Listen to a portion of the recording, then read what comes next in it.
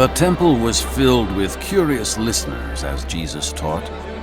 These people were eager to hear the man who had cast out demons, forgiven sins, and raised the dead. Amazingly, Jesus taught as if he had written the scriptures, and that he could fulfill them. Soon the religious leaders in the crowd grew angry. Who did this man think he was? The religious leaders asked Jesus, "Who gives you the authority to teach and act like this?" Jesus responded by telling a story about a man who left his vineyard in the care of farmhands while he went on a journey.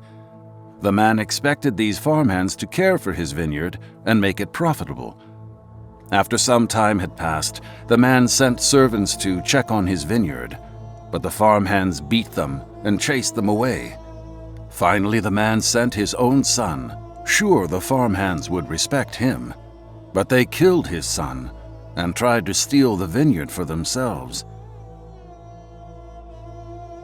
Jesus looked at the religious leaders and asked, "What do you think the owner of the vineyard will do next?" Without waiting, Jesus answered his own question. He will come back and destroy the farmhands and give the vineyard to someone else. The religious leaders realized that Jesus was comparing them to the evil farmhands in his story. This filled them with so much rage that they decided to destroy Jesus. Watching for a chance to trap Jesus, the religious leaders sent spies through the crowds where he taught. These spies pretended to respect Jesus, but their real mission was to trick him into saying something that would get him in trouble. The spies asked Jesus, "Good teacher, is it lawful for us to pay taxes to Caesar?" If Jesus said yes, the Jewish people who hated Caesar would turn on him. But if he said no, Caesar's officials could have him arrested for disobeying Roman law. Jesus saw through the spies' evil plan. "Show me a coin," he instructed them.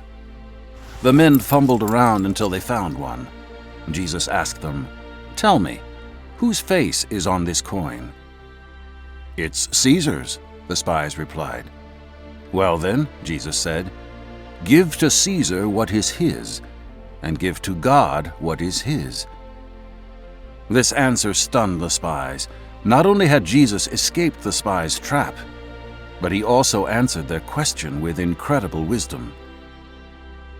By saying, "Give to Caesar what is his," Jesus made it clear that people must honor and respect those with earthly authority.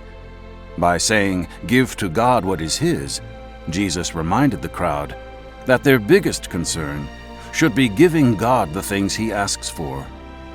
While Caesar was asking for taxes and coins, God was asking for trust, obedience, and love. Jesus' answer was so amazing that the spies didn't dare ask him any more questions. Sadly, no matter how many amazing things Jesus said or did, the religious leaders would not turn their hearts to God. These men refused to give up their power and influence for anyone, even the Son of God. Later, to protect their power, they sent Jesus to die upon a cross. But 3 days later, Jesus rose from the dead and showed, just as he had taught, that the power and authority of God is far above all others.